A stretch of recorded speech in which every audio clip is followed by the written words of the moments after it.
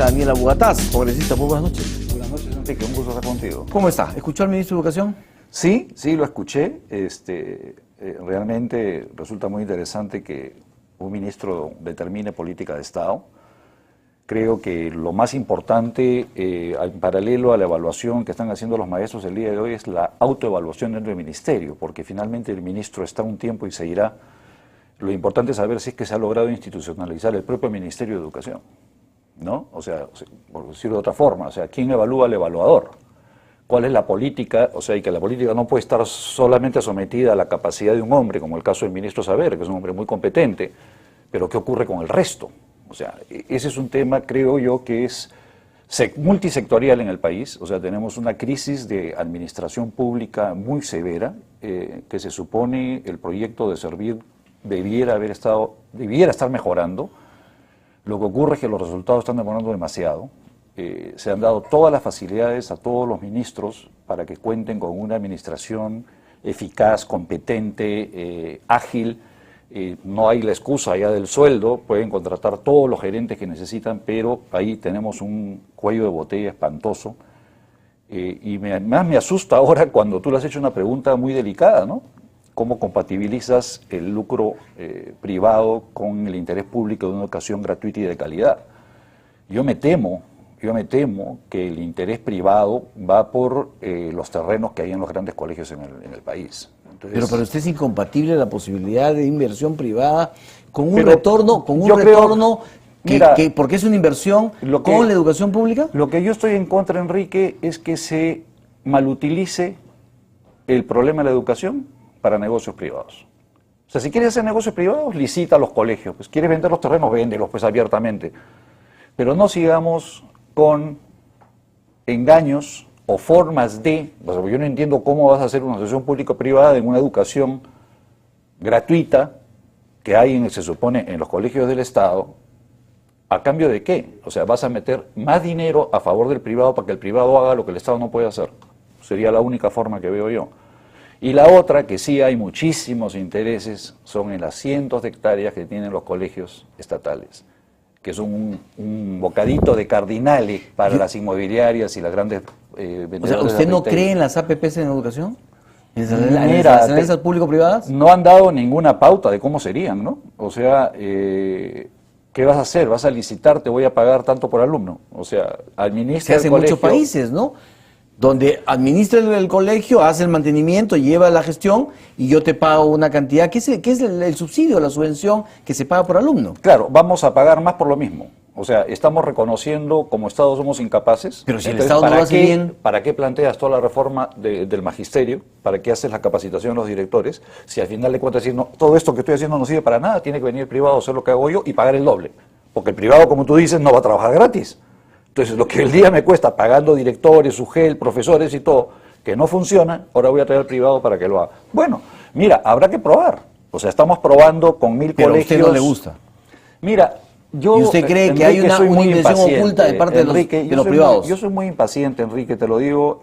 Yo creo que el problema de la educación debe ser afrontado. Yo estoy absolutamente de acuerdo con la ampliación del horario, pero el horario no puede ampliarse en 1000 colegios de 70.000. O sea, Perú es el colegio que menos horas de clases tiene en el mundo, menos que en África. O sea, en cualquier país son 8 horas lectivas, en Perú hay 4. Entonces, eso es algo que es inmediato. O sea, no podemos, no tengo la paciencia, ahí sí le pido disculpas al ministro, que no tengo la paciencia de esperar 50 años para que se termine la reforma, porque cada vez nos estamos atrasando más, ¿no? Don Daniel Abugataz, ¿usted está de acuerdo con que los independientes aporten obligatoriamente a las AFP o a la ONP?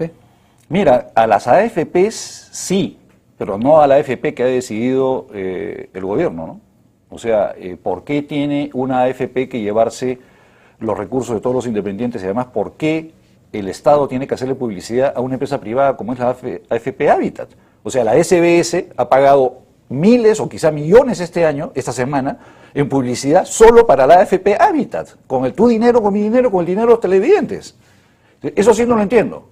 Eso sí no lo entiendo. Y me parece que los monopolios son repulsivos en cualquier economía de mercado. O sea, tú no puedes generar un monopolio privado para satisfacer las necesidades, sabe Dios de quién. Entonces, ¿hizo mal el gobierno en hacer este manejo a través del cual Hábitat por 2 años el monopolio? Yo tuve discusiones muy serias con Jaime Delgado, con el propio ministro de Economía, cuando se desarrolló todo este problema de la ley. Definitivamente que en un país de 30 millones de habitantes solamente 2 millones vayan a tener posibilidad de tener algún tipo de pensión es una crisis enorme. O sea, no podemos decir ahora, ¿qué se podría haber hecho? ¿Qué se puede hacer? Es abrir el panorama, ¿no? Yo creo que todos tendrían el derecho de llevar sus fondos a cualquier banco, financiera, institución que te ofrezca el servicio. No tiene por qué estar amarrado y estar tú maniatado y obligado a aportar AFP. Y lo peor de todo es la comisión por sueldo.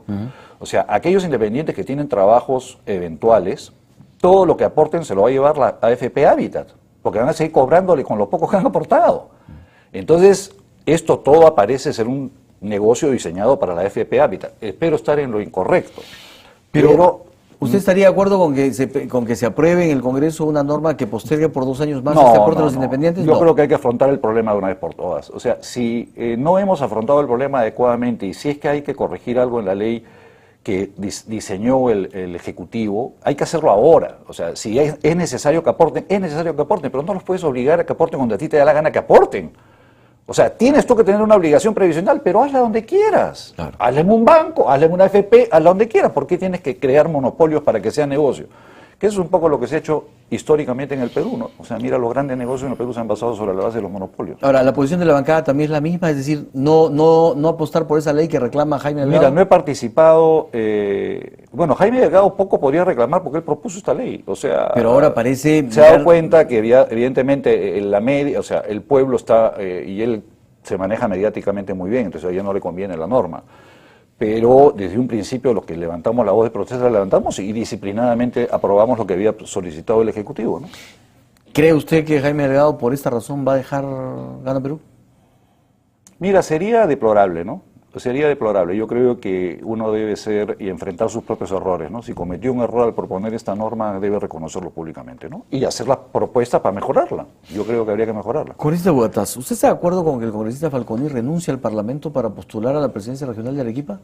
Me parece antiético, pero jurídicamente es absolutamente viable. ¿Por qué? Si la Constitución es clarísima, es irrenunciable. Porque es inconstitucional lo que dice la Constitución, no te pueden obligar a no renunciar. O sea, si estamos hablando de un país de libertades, ¿cómo puedo estar yo prohibido de renunciar a algo? Lo que sí no tiene lógica es que yo me presente de congresista y después veo que más me conviene irme al otro lado. Eso es una estafa al elector. Pues el elector votó por ti para que vayas al Congreso, no para que piensen qué es lo que más te conviene a ti. O sea, lo que te van a decir es que es un clamor popular que todo Arequipa pide que sea el presidente regional. ¿Y si pierde debería regresar al Parlamento? Que se vaya a su casa. ¿No es cierto? Claro. Pero jurídicamente es... ¿Va a tener que regresar? Esperemos que no. Bueno, jurídicamente se lo permite la ley. Si ya renunció, no, pues. ¿Pero renunció? Ha renunciado y con eso tiene o sea, que lo que no está aceptarle... claro es quién le acepta la renuncia, se la han aceptado, no se la han aceptado. Eso es lo que no está claro. Y otra cosa que no está clara, congresista Bogataz, y me sorprendió el día del mensaje presidencial, es ¿por qué el presidente de la República está tan interesado en que el Congreso resuelva si los congresistas pueden o no renunciar al Parlamento? ¿Por qué le interesa tanto al presidente ese tema? No, no es que le interesa. No, mire, escuchemos, lo que pasa es que escuchemos un ratito, escuchemos lo que dice el presidente. A ver, por favor, ¿nos pueden poner el baile del presidente, el momento? A ver. Pedimos al Congreso de la República debatir temas fundamentales de reforma política, como los procesos de democracia interna en los partidos políticos, la alternancia de género, el transfugismo, la renunciabilidad o no renunciabilidad del mandato parlamentario, entre otros. Así... Mire, ha hablado de reforma fundamental. ¿Por qué le interesa tanto al presidente la renunciabilidad de los congresistas? ¿Y quiere promover que los congresistas puedan renunciar, puedan irse libremente? No, yo no. Yo creo que... Pero usted lo ha escuchado, ¿no es cierto? Reforma fundamental. Yo creo que lo que el presidente ha señalado es que hay una deuda pendiente de reformas políticas que tiene que enfrentar y el único que lo puede hacer es el Congreso de la República. Sí, pero no habla del Senado, no habla del voto preferencial, no, habla de la renunciabilidad. ¿Sabe qué? Puede haber la teoría ahí, que de repente quiere que su esposa sea cabeza de lista al Congreso, pero que tenga la puerta abierta para renunciar cuando quiera. Es una posibilidad. ¿No es cierto? Es una posibilidad. O sea, que ella sea la locomotora para la lista del Congreso, entra y al año se aburre, se va y se dedica a hacer campaña para el 2021. Lo que pasa Nunca se ha aceptado la renunciabilidad del cargo de congresista. Pues la Constitución es clara. Hasta que Javier Valle Riestra sacó una sentencia de la Corte Suprema que dijo que sí. Es inconstitucional no permitirle la renuncia y eso está vigente. Además, cualquiera puede pedir en ejecución de sentencia, ir a la Corte Suprema, en ejecución al juez que le han derivado, aplíqueme a mí también, porque yo tengo las mismas condiciones del congresista Valle Riestra. Entonces, los 130 podrían renunciar el día de mañana. Ah, sí, claro. ¿Y qué ocurriría? Entre los accesitarios. O sea, ¿y de dónde saca usted tanto? Pues ahí se no, presentaron entusiastas hay muchísimos. Hay muchos que se Pero ¿qué clase de Congreso? Pero lo más grave, con lo que plantea el presidente, ¿qué clase de institucionalidad tenemos si tenemos un Congreso que no sabemos si mañana renuncia 1, 2, 3, 15, 30, 50? El gran problema del Congreso es que tiene doble discurso, ¿no? O sea, decimos queremos las grandes reformas políticas, ¿no? Lo dice el fujimorismo, lo dice el prismo, lo dice todo el mundo. Cuando le dices, oye, volvamos a la Constitución del 79, resuelves todo el problema del voto preferencial, resuelves el problema del Senado, resuelves el 90% de los problemas con una decisión que la puede tomar el Pleno. ¿Dejar sin efecto a la Constitución? ¿Usted quisiera volver a la del 79? Bueno, yo creo que es lo más sano, es lo más rápido. O sea, es lo más rápido. No ¿Sería lo mejor para el país? Lo mejor para el país, definitivamente. ¿Por qué? Porque instauras el Senado, eliminas el voto preferencial, para comenzar. Oye, es una constitución anterior a la globalización, anterior a todo. Lo corriges. Ya vivimos un mundo distinto. Mira, ya lo andado no lo puedes desandar. Y si alguien cree, mira, Enrique, el Perú es el único país donde las leyes son letra muerta. Por eso es que estamos como estamos. Porque en el Perú las leyes no se cumplen. Y alguien me va a decir que porque tú modificas la Constitución va a cambiar algo. ¿Tú crees que va a bajar el precio de la leche o va a subir el precio de la leche? ¿O que el licor va a ganar menos o va a ganar más?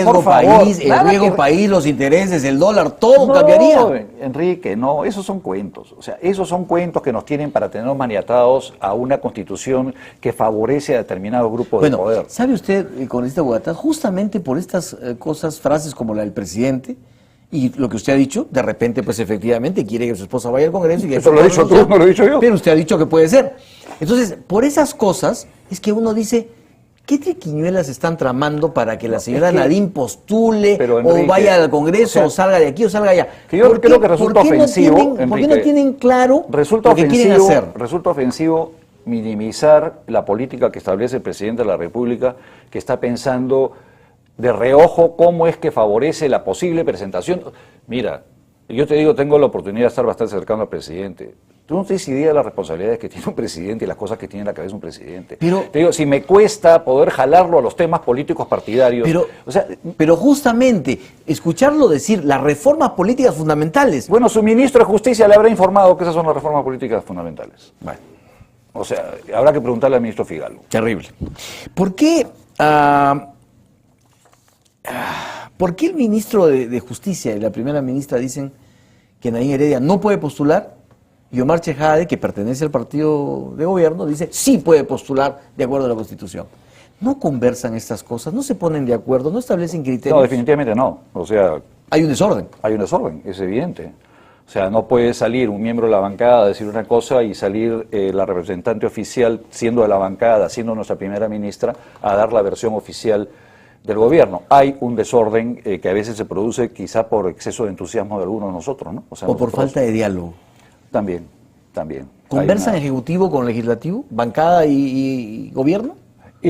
Sectorialmente, ¿no? O sea, recién con la presencia de Ana hay una voluntad clara y precisa de tender un puente, de resolver ese puente caído, ¿no? O sea, reconstruir un puente que nunca se debió haber caído y que lamentablemente nunca se terminó de construir, ¿no? O sea, eso hay que reconocerlo. O sea, es más que evidente que hay distintas opiniones en muchos temas críticos de lo que se han venido. La misma ley esta de la ley de servir, la ley de AFPs, hubieron dificultades internas muy serias. O sea, que ahora que ha venido el paquete económico también al interior de la bancada. Entonces, definitivamente que hay que mejorar la calidad del diálogo. Yo estoy seguro que Ana Jara lo va a lograr con creces y estos 2 últimos años van a ser un ejemplo de lo que debe ser un trabajo conjunto de ejecutivo con legislativo. Congresista Bogotás, ya no es futurología porque ya estamos muy cerca y ahora que han dicho En varios tonos, sin embargo, todavía hay mucha gente que no cree, pero en varios tonos que Nadine Heredia no será No le candidata. gusta el tema, por amor a Dios.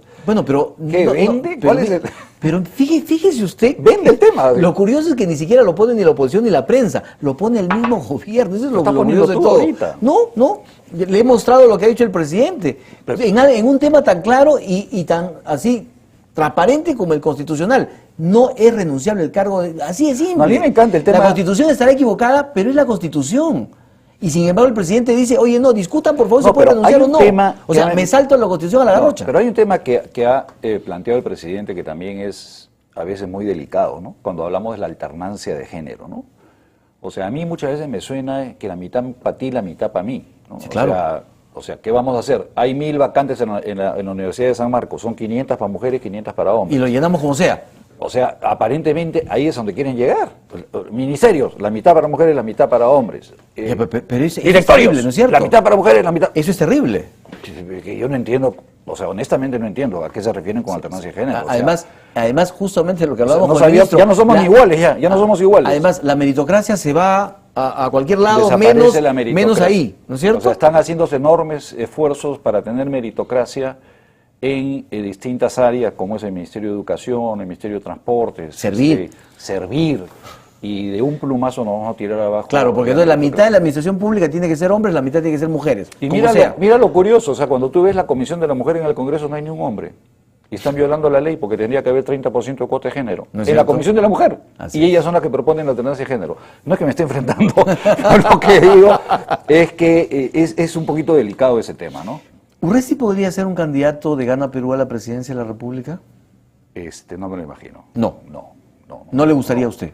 No, porque además creo que tiene que haber una identificación ideológica con el partido, y yo nunca he oído a Urresti que esté identificado con la política ideológica del partido. Él es un técnico que ha sido llamado por el Ejecutivo para cumplir una función determinada. Primero lucha contra la minería ilegal y ahora está cumpliendo la función. O sea, ninguno de los ministros, salvo los partidarios, o sea, tienen ninguna afiliación partidaria y muchas veces no tienen ni Pero siquiera... podría ser el Salvador de Gana Perú ya que no tiene candidato. ¿Qué? O sea, como estamos yendo al mercado a comprar un Salvador, no estamos así, Enrique, por favor, no.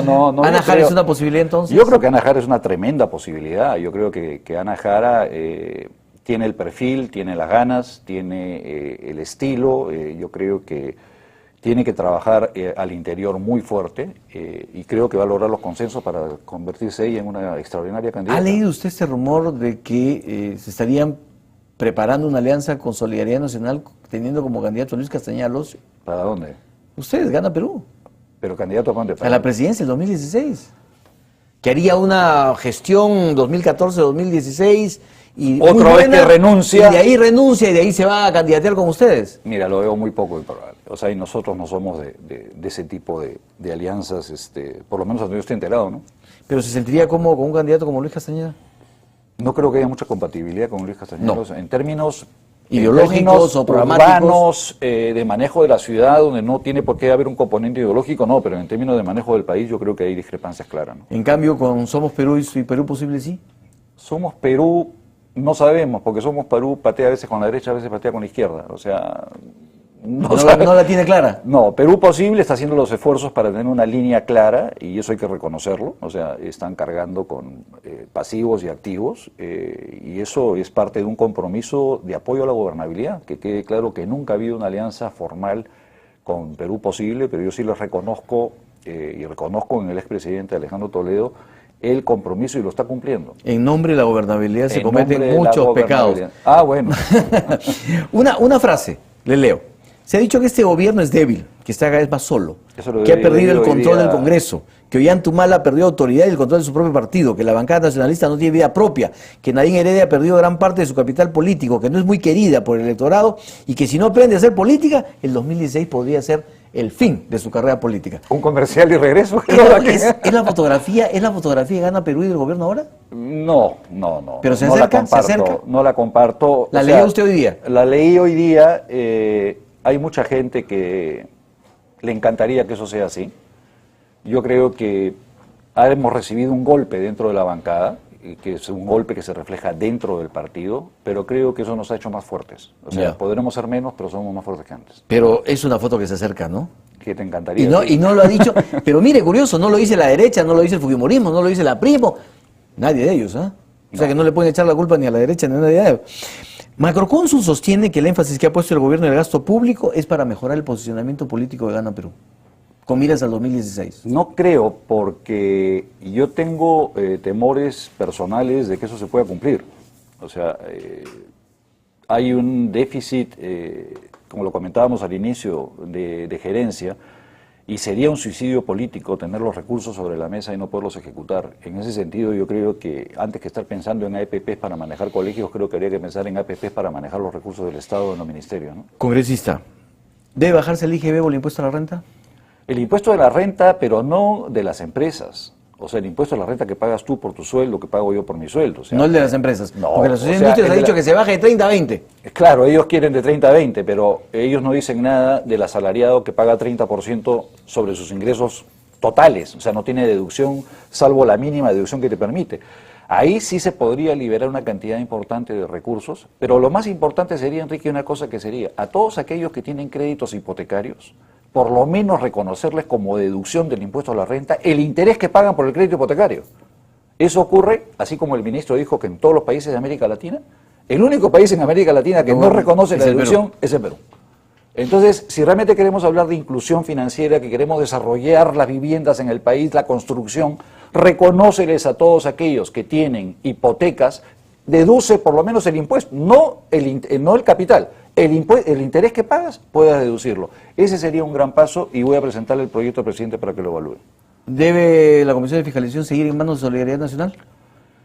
¿Sí o no? No estaría mal, no estaría mal. Yo creo que ¿3 años ya? Yo creo... Demasiado, ¿no? Bueno, sería interesante ¿Y que la pase... alternancia? ¿Y la alternancia? Que pase pasando el fujimorismo. Yo no tengo ningún problema. ¿Usted no tiene problema? No. Muy bien. Congresista Botaz, muchísimas gracias, muy amable. A ti, por su Enrique. presencia como siempre. Esperamos tenerlo más seguido. Yo sé que no le gusta moverse a casa los domingos, pero haga un Acá sacrificio. estamos. Muchísimas gracias, muy Gracias a amable. ti. Vamos a una pausa y volvemos.